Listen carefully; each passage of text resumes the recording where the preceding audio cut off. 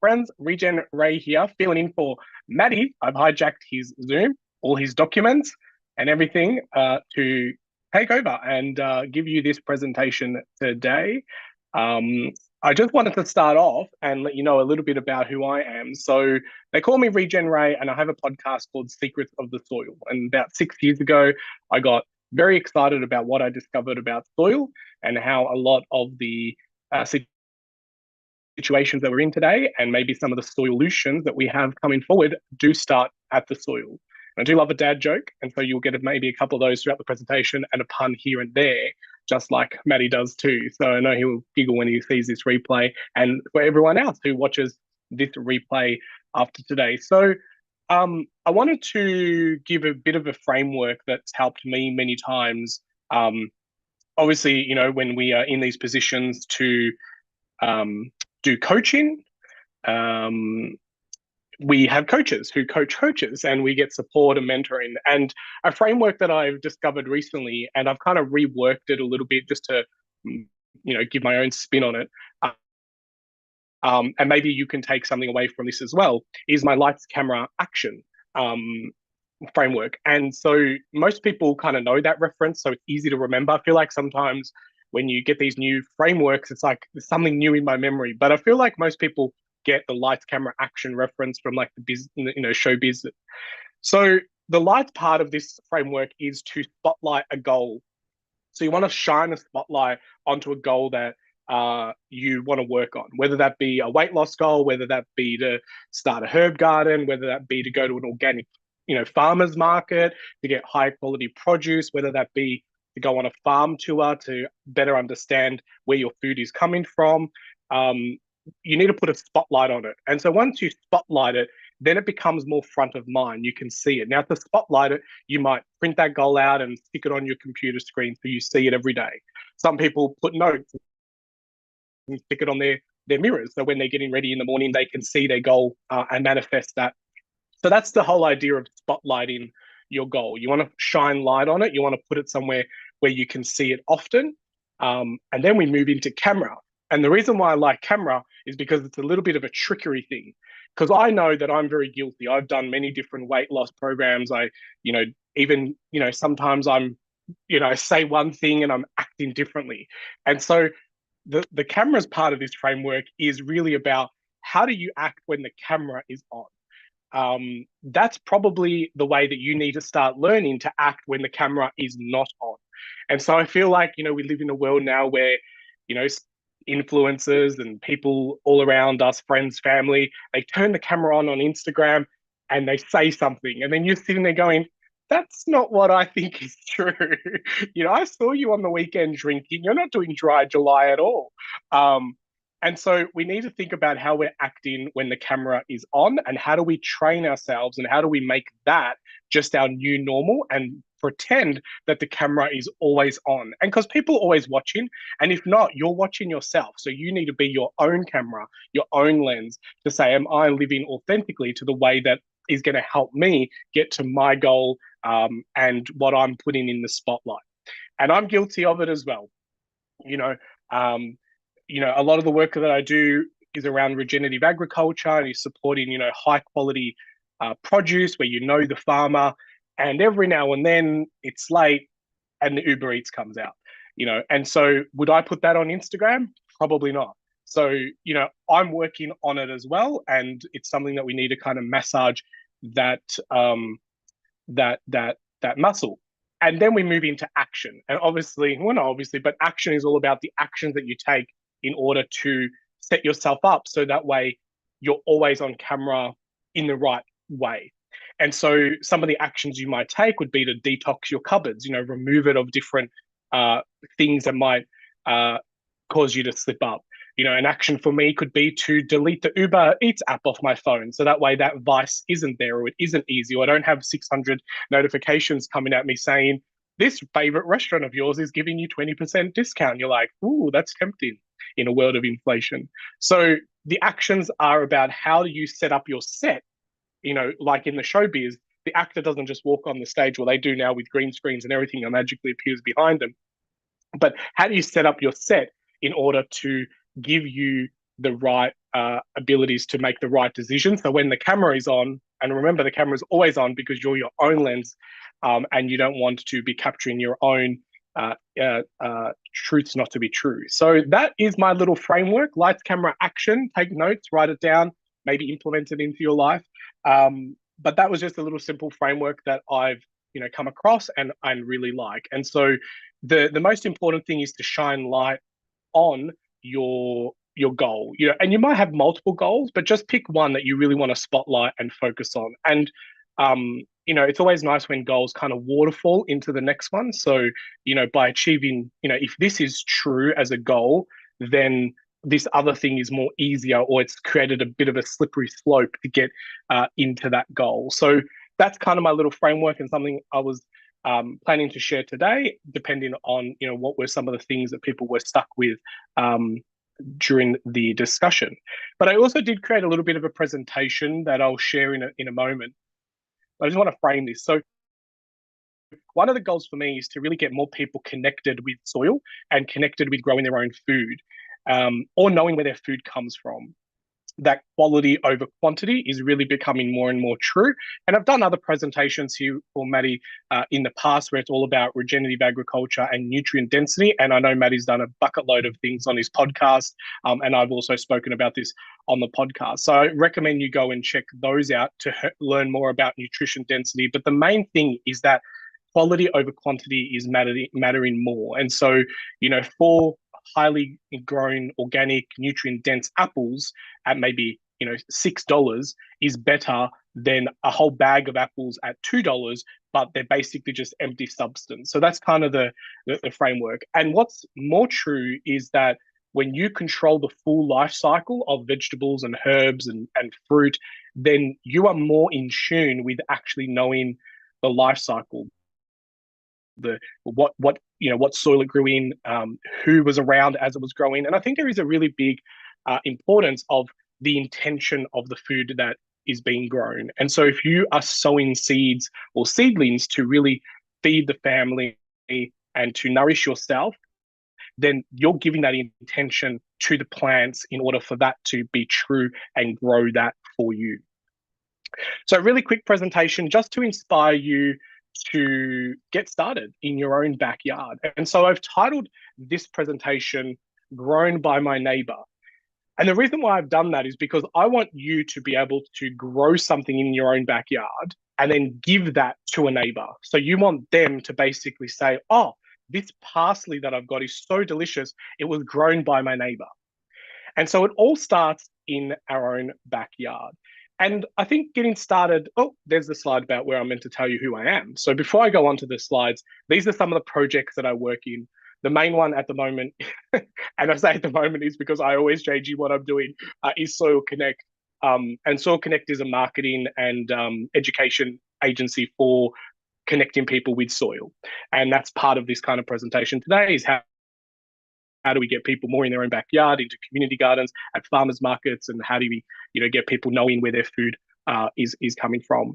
Farmlet is another project I'm involved in, which is all about sharing land and buying into farms as a portion or a slice. And so Farmlet is helping people co-own farms together and empowering farmers to grow regeneratively and nutrient-dense food, and being able to give that to their members, I guess, or a community that know their farmer. And then I have MetaTrees, which is an NFT, crypto blockchain tree, digital to real life tree planting project. And then my favorite project that's always driven by passion is my podcast called Secrets of the Soil, where I get to hang out with amazing thought leaders from around the world and geek out about our love for soil. And we call our community soil lovers, because that's what I hope to do, is make more people around the world fall in love with soil. So go check out those links. I'm sure they'll be around the replay or presentation. And if not, nudge someone to get the links or Google them. So growing herbs and veggies in your own garden can be very daunting.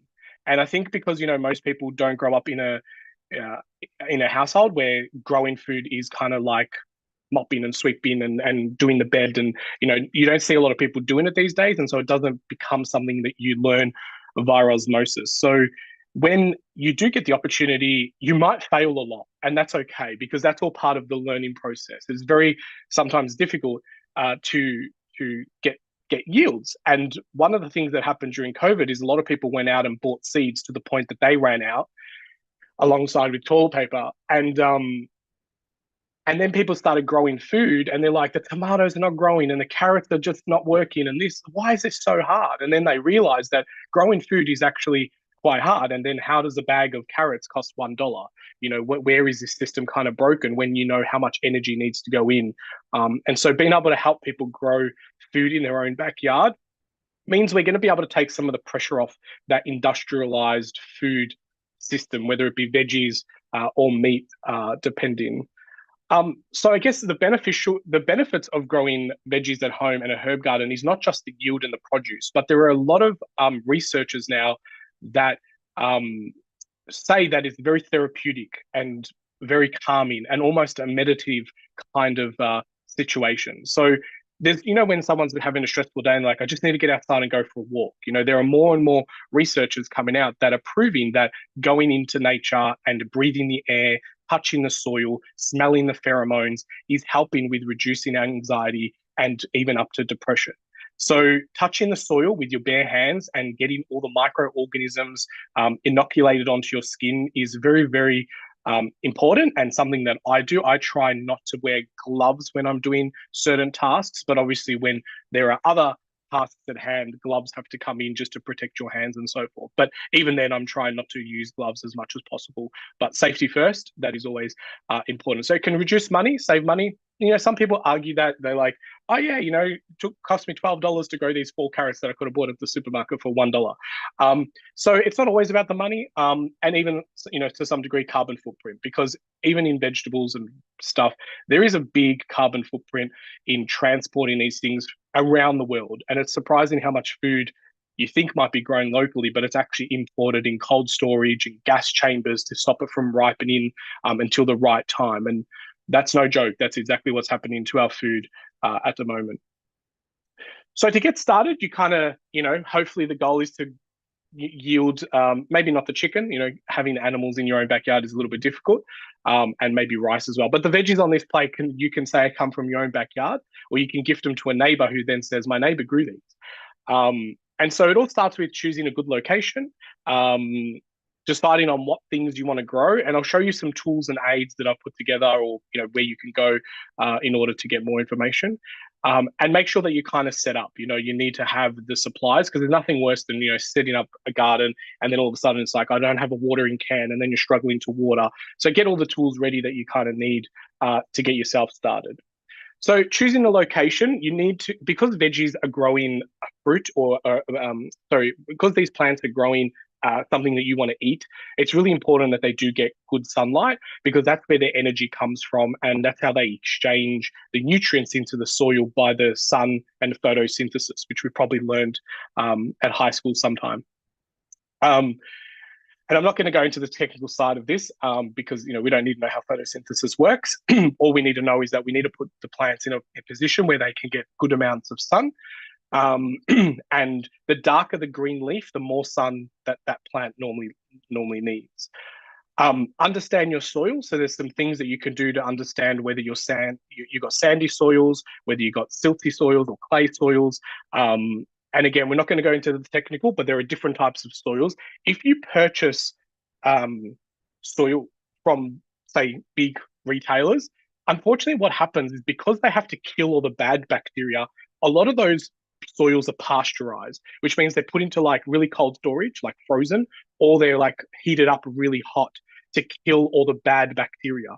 But what they do at the same time is kill all the good bacteria. So pasteurized anything tends to leave the thing a bit empty. So we want to make sure that maybe we're going to suppliers that are making their own soil that has a good level of compost in it. Or if you're using these bags of soil from Bunnings or hardware shops, that you're adding organic matter into the soil via a fertilizer or a manure or something like that. And you can also do pH tests and just know what your soils are at.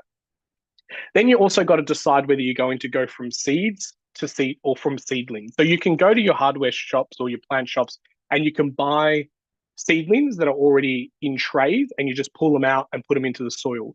That's a good place to start. But the thing is, you've lost control of how those seedlings were grown. Were they grown in a hydroponic system, like what the image shows here, where they're just roots, they're not touching soil? Are they being drowned in chemicals to give them really big growth so they can get put into a truck and transported around the state and put on a shelf so you can go and buy it? So you've lost control of that start process. So my favorite is seeds. And when I stop the sharing, I'm going to show you some more things because I feel like this video is a bit small when we're in screen share mode. But seeds is my favorite because you control from the moment it goes into the ground and you can watch that grow. And that's even more rewarding. When you see the first green leaf come out of the soil, there's energy that comes from that. And it's, I believe that goes into the plant as well.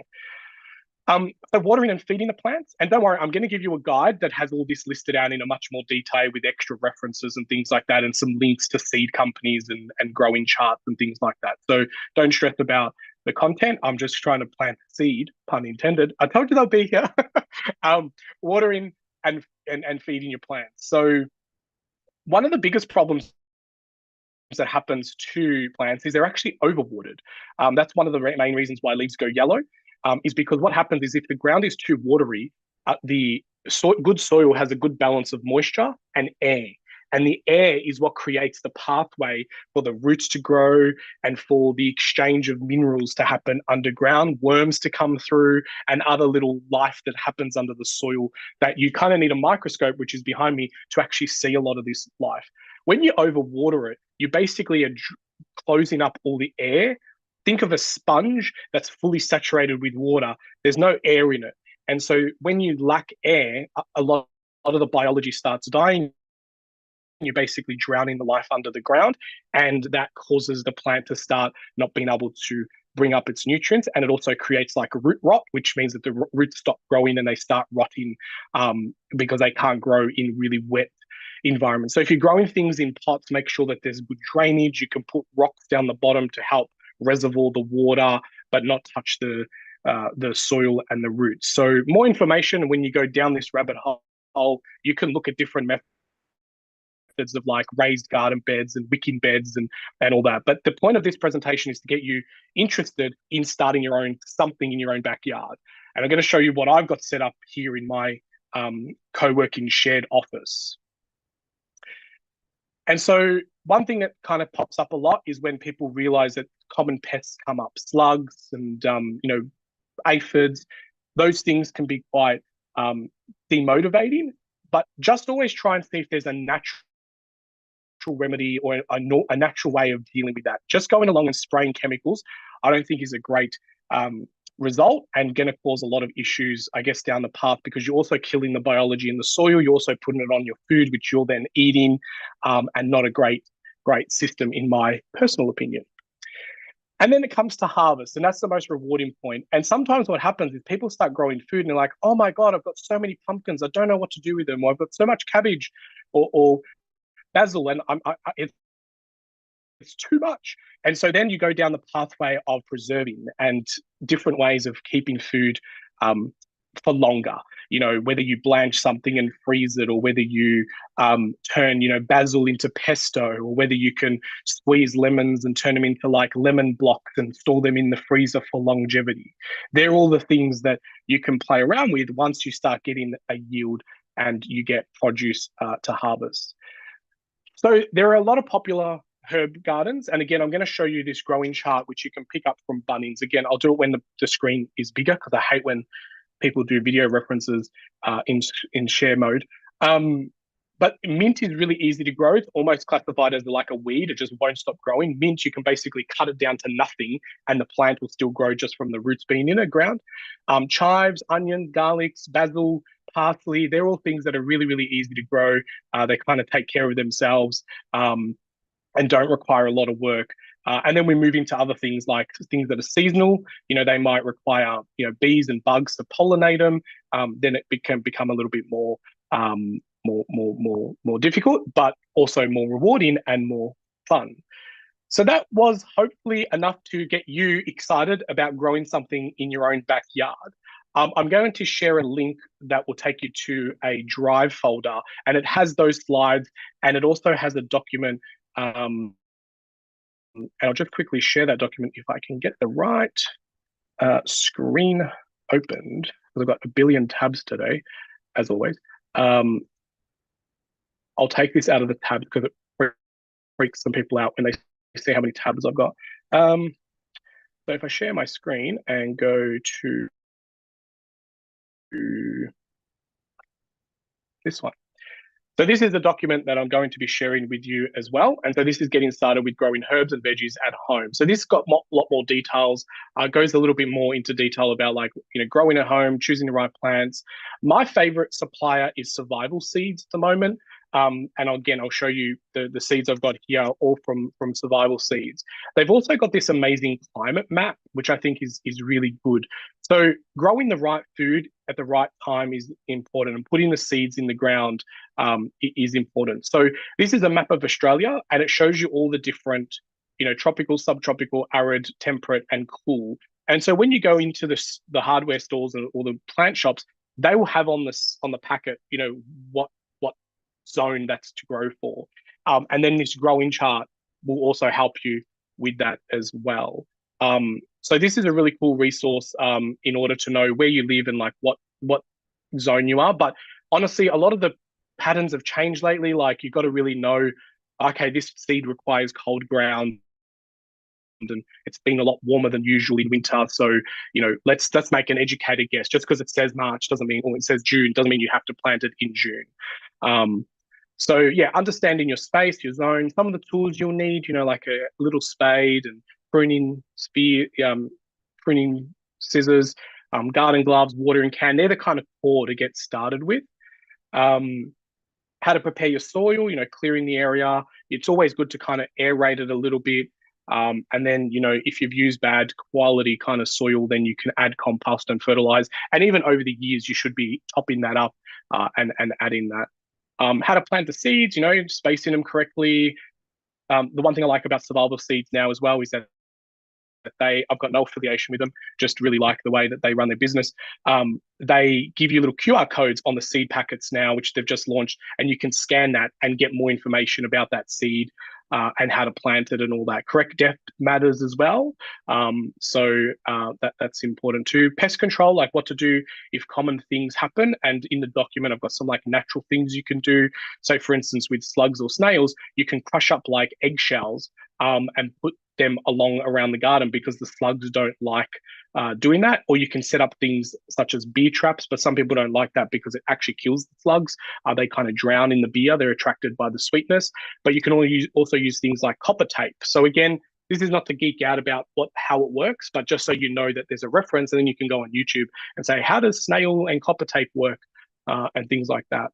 So this guide is going to be available for you as well. So let me go to some show and tell stuff as well here.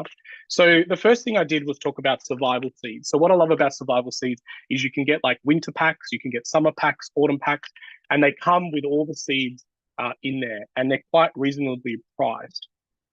And then all the seeds are put into like little clear plastic envelopes, whatever they're called, money bags. But what I love is that they've got this information card. So on the information card, you'll get like tips on when to grow, whether you should soak the seeds in water before you plant them, the spacing. I don't know if you're going to see that very well on the camera, but you get to see the spacings, the depths, like the best soil temperature and things like that. So all the seeds come in the packets. You get quite a lot of them. And then remember, when you grow something, you can let that go to seed and collect those seeds. So once you have like a starter kit, you can start yielding a lot more seeds. And, a lot of people, have observed that when you start growing seeds in certain soil, they learn about that soil, and their seeds help them produce over and over. And so these are called heirloom seeds, which means that they have not gone through a genetically modified process, and they're the most closest to their natural form and kind of the climate. But it would be hard to like grab this seed and make it grow in Europe, because Europe would have its own local ways of growing, and the seeds would learn that as they go to seed. Now you can start seedlings in kits like this. So I bought this off Amazon. It was literally like $30 for 30 of these. They're kind of like a little greenhouse. This is a water reservoir. This is the shell that you put the soil in and put the seeds, and then you put a lid on it, and the lid has got like a little aerating vent that you can adjust to change the humidity level. If it's building up too much humidity, you can open it. But this is a good way to like germinate the seeds and get them started. You can use eggshells as well. One of the things that I recommend with eggshells is some people think you can just cut the eggshell and put them in the ground. That puts a lot of stress on the roots to try and break through that cardboard, even though it will probably break down really quickly if it's in the right soil. So I, kind of recommend removing it from the eggshell and then putting it in the soil, just really giving it the ability to grow those roots as quickly as possible. And then you can go to Bunnings, and there's these at the seed levels. And the way that they work is that they list the different regions, and those lines basically say when you can grow certain things. So let's have a look at, say, corn. If you were in a hot region of corn, you can grow that all year round. But if you're in a temperate region, you can only grow it between September and February. So that's how that kind of works there. So these charts are really handy just to have, because you can go, okay, what's coming up to July? What can I grow now? Okay, I can grow, these are the flowers. So in July, I can grow basil, I can grow beetroot, I can grow broad beans, and you just run your eyes down the line, and you can kind of work out quickly what you can plant in July. So this is the planting chart. So they're the things that I kind of wanted to show you, and then I've got some photos to kind of highlight, do what you can with what you've got. So this is my setup. So let me share the screen. So this is at the co-working space that I work at. This is just like a little corner behind somewhere. It doesn't really get a lot of sunlight. That's not the most ideal, but you can see I've just gotten some blocks and raised it up and put some soil in there. And I've got some snow peas and some, I think it's spinach or something. I can't even remember what I put here. And I've got some asparagus growing here as well.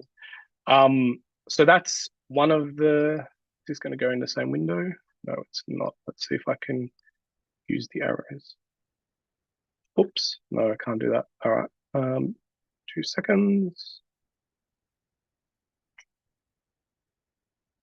Open. Will it open all four? Yes. Shit. Okay, so that's what I have going there. So that's just done by Res. These were something I picked up on Facebook Marketplace. Someone was selling wooden planter boxes. So this is at the front of the co-working space. I've got some flowers there to attract some bees, which you can't see because of the angle that I've taken the photo. And I've just put some of the different things in. It doesn't grow great, but it's something that's better than nothing. I also go to Bunnings sometimes and buy like the plants that are dying for 50 cents and try and bring them back to life. So that's kind of what's happening here, where this looks really sick. And then I grab the leaf matter that's just on the ground outside from when the trees lose their leaf, and I put the leaves in the garden beds as well, because leaf is a really good mulch, and when it breaks down, it puts a lot of nutrients into the soil from that. This is a picture of those seedling trays that I showed you before. So I basically grabbed those off Amazon, got them delivered, then put some potting mix that I've been mixing some worm castings with and some like worm juice with, some organic matter, and popped them up on a window shelf, got some sun, and you can see that that's like when they were first kind of germinating. And that's what I was saying before, like it's really exciting when you've just put these like little seeds down, and then all of a sudden these green leaves kind of pop out, and then eventually you transplant them and put them into the ground. And then this is another little garden bed that I've got as well. And you can see like there's some tomatoes growing, and I've got some sage over here and some flowers and even some succulents in here. I'm just trying to put whatever I can find. There's some onions here as well, in order for that. So that is basically it for my presentation today. I just wanted to share with you, a way that you can get started with growing food in your own backyard. And the goal is that you can gift your produce to your neighbor so they can say, my neighbor grew this. So on that note, I'm going to let you get on with your day. Thank you so much for hanging out with me and getting your hands dirty with soil.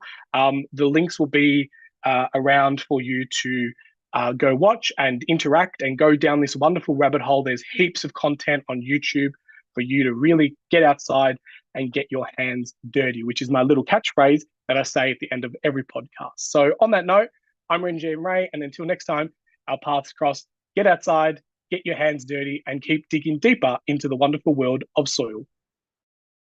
Thank you, Matty, for inviting me along, and I hope everyone